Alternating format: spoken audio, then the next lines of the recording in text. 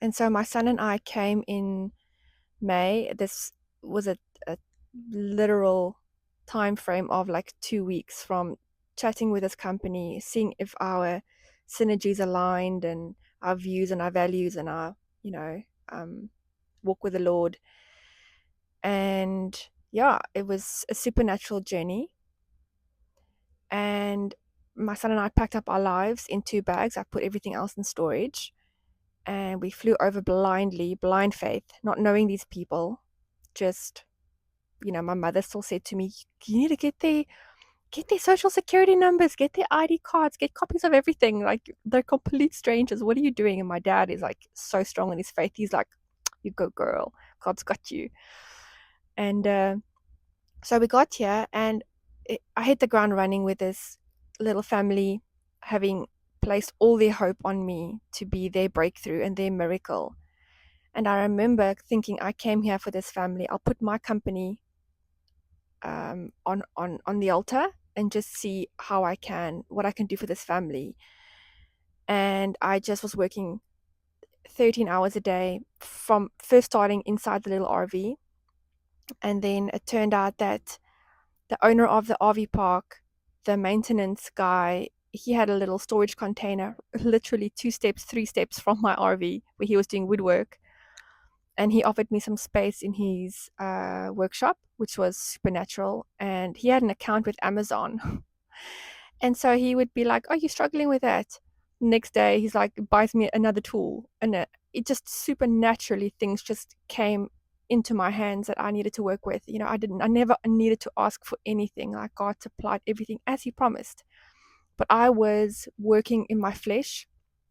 Now, in 2024, the Lord had said to me that to keep in alignment with Him, I needed to fast 3 days, Easter fast, beginning of every month, and in preparation for the month ahead, because of what God's got planned for me and prepared for me. Like, He needs to rewire my mind completely. My flesh cannot be in control of me. I need to be so Holy Spirit led. So it was a 3-day fast beginning of every month, and then a 1-day fast Sunday afternoon into Monday afternoon. So beginning of every week, I do a 1-day fast. Now, this is not for everybody. I'm not trying to say that what works for me will work for you. It's a very intimate, personal journey each of us have with the Lord. This was for me specifically because of what God's got planned and prepared for my life.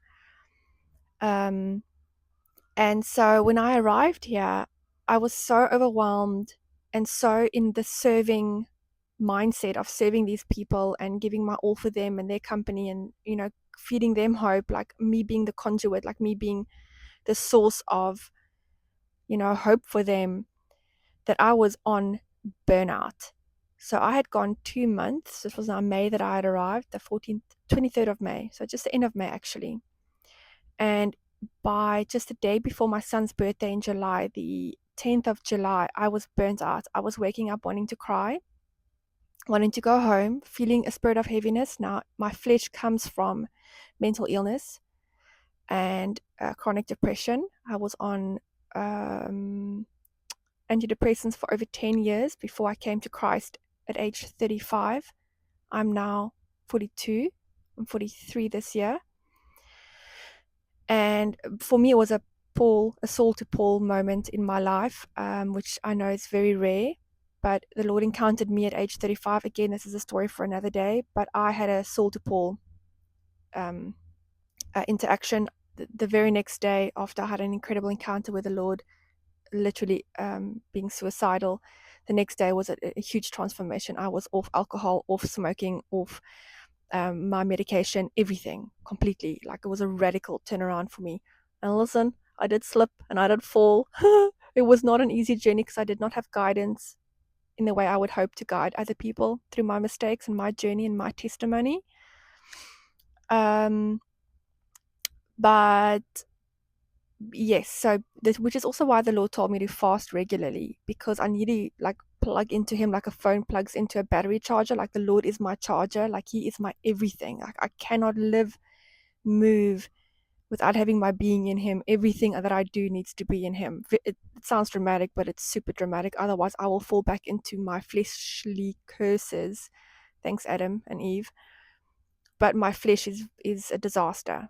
Um, and anyway, so I was realizing, even though I never stopped doing my quiet time with the Lord, because I cannot get out of bed in the morning without doing my quiet time with him first. Like I do a spiritual warfare prayer over myself, my mind, my son, my family, my business, my mind.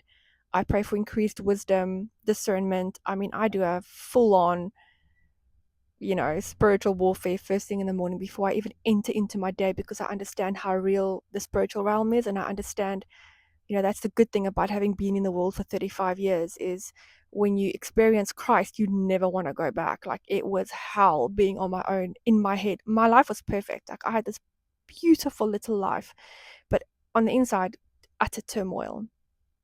And so the Lord had given me certain little tricks and hacks on how to not need medication, not need anything, just need him. And how to live and move and have my being in him. And fasting was vital. But anyway, so I would have my quiet times every morning, and every evening I have a quiet time before I go to bed, just to get the world out of my system. I would write down things that I've got to do for the next day so that I can sleep peacefully. So I had this little routine. So even though I was under severe pressure that I'd put on myself, mind you, to please people, which is very demonic. We only please God, and in pleasing God, the right people around us get pleased. Story for another day. And so I did do my quiet times, and I was just really pulling in on the Lord, saying, I am not doing well. And I remember I wanted to cry every day. Like, I was like, just at that point when you're so depressed and your work ethic is there. So you go to work, you show up, but you just want to cry. Like, you're just emotionally, physically drained. And that was the 10th of July. And the Lord said to me, fast now, let's go. Come meet me. Come talk to me. Come be with me. And I was just, I'm getting chills just telling you that. And I was just, whoa, Lord, okay, I've missed it. I came here thinking I was rock solid with the Lord, and I was going to come and impart my wisdom to this little family and make them understand Matthew 6:33. You cannot grow this business unless God is the be all and end all, unless you're seeking him first and you're laying down all things idolatry, and you're tithing and you're doing all the good stuff, right, in honor of God. I'm thinking I'm going to come impart all the stuff that I've learned, and I'll get to me later, and I'll get to my company 808 later. And so, big mistake. What I came to find out is that it's never not about me and God, ever. Never, ever, ever not about me and God. It is always, even when you are serving other people and you are helping other people and you are imparting to other people and you are discipling other people and you are leading by example with other people, it's always between you and God, because it brings God honor. Like, everything that you do to help others, in a way, is worship to God, but it's shaping you, and it's edifying you, and it's purifying you and your relationship with the Lord. It's never not about you and the Lord. You can never be like, oh, I'll go to church and I'll go serve at church, like, let me be selfless and help other people, which of course we're called to do. Like, it's a huge love of mine to serve as Jesus did. He's my absolute hero. But we can't serve other people and not think in that moment of serving it's about God and I. Because when you're serving others, you intensify your relationship with the Lord. Like, you make it even more personal because you're mimicking Jesus. And we're created to be like Jesus. We're called to be like Jesus. So I came to find out I did a 4-day fast, and man, did God really chastise me a little bit, because he loves me. And he basically said to me, you, not by might, not by power, but by my spirit, said the Lord. So I was again not doing things through the spirit, but in my flesh, by my own might, by my own power. And the Lord said to me, you're not here for these people. You are, you've done great, but you're going to part ways with them. So end off with them. It's about you and I, Heather. And that changed my life. God gave me a couple of revelations to do with the business, and he gave me direction on what to do And basically, in short, he said to me, start an online course. I was like, what on earth? Even me, like being here now, I was like, I am not a good camera person, you know. Anyway, I digress. So the Lord then in July had told me exactly what to do. And mind you guys, okay, so he had told me what to do and he had given me a vision, like a plan, like a carrot in front of my eyeballs, you know, like physically what I need to do for him, which is I love it when he does that, when he gives me a task or a mission, because then it doesn't matter what's going on around me. I'm so locked in on what he's asked me to do, and my love for him and my fear of him living in obedience, like I'm locked in, man. And this is what I wanted to tell you guys. So my son Max and I coming here, we're literally like living on the maintenance of my ex-husband, my son's father, who, yeah, that's again a story for another day. Um, we're like, it was like a Malta season. We came here. Wait, let me not make this complicated. Uh, there's so much that I could say, but let me try and keep it as simple as possible. We were living on the bare minimum, but lacking nothing, not a thing. And anyway, so in being here, parted ways with that family, which unfortunately didn't end well, because they saw me as their miracle. They were chasing the miracle, which was me, and they wanted to hold on to me, and I was trying to redirect them to God and him being the source of their miracle. And what inevitably happened is that this person that I was in the workshop with, um, as a disabled veteran, and his mother, an elderly woman, were my neighbors. I loved them dearly, came to love them absolutely dearly, the most wonderful people. And um, I came to realize that I was, in essence, put here for them and they for me, because they became like in my Malta season where, you know, Paul goes to that Malta island and he gets welcomed by the villagers.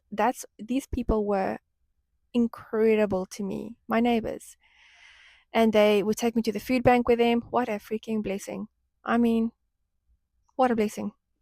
Like, food bank is like Christmas. And they were just, wow, the most. And mind you, they're Native American in their bloodline, so they've got all different kinds of beliefs than what, you know, me and Jesus and Christianity. I actually got that dream catcher from them in my new RV that they bought, and we renovated together. So when I parted ways with this Christian family, they then needed to sell the RV my son and I were staying in order to pay backlogged bills.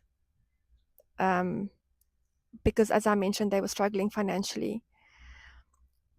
And so we were literally going to be homeless.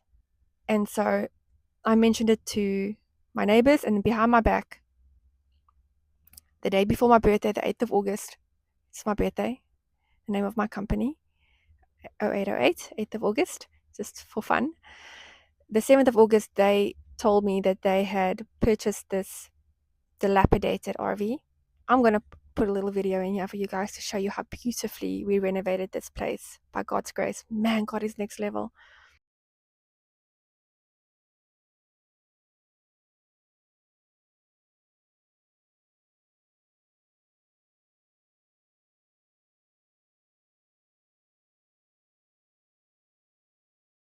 I'm saying all of this to get to a point, guys, because it hasn't gotten easier in the sense of what the world would perceive my situation to look like. But man, has God been just next level, supernatural. So then work isn't coming. Like, I've got tons of people who want to potentially collaborate, potentially partner with me, because my product is the first of its kind globally. Which is why I'm in America, you know, to bring it to the market here and just, yeah. And so these guys just aren't, you know, um, it's just not working out with everybody that, you know, has the reason why they want to partner with me. It's just like, no, you know, I'm not getting a green light from God. So all I've got to focus on is my online course. So, been here 8 months now. We're in January 2026, and a lot happened. So we got the RV, we renovated the RV. A lot happened in between there. I won't get into that now, otherwise I'll make this too long. And I have been in a season of waiting on the Lord. Now, what I've learned recently is look, God's stripping everything away from me. Everything that I thought I knew about money or what I needed or what food I need to call life, a great quality of life. Everything that I thought I knew that I needed, God's allowed me to understand that I don't need anything. Everything that I have is what I need, and I lack nothing. Even though I have no money in the bank, I lack nothing. Even though it looks like my business is not going anywhere, God's working behind the scenes, and I lack nothing. That's something I learned. So there's no spirit of lack. Everything is going according to God's plan. I just have to get into alignment with walking on the water and not looking at the storm around me from, the world telling me, oh, you're 43 and you're living in an RV and, you have no income. Like, it's a disaster to the world. But to me, I know God's busy with stuff and he's busy with me on the inside, and that's invaluable. So what I basically want to share with you guys is that my son's passport expires to the 1st of March 2026 this year.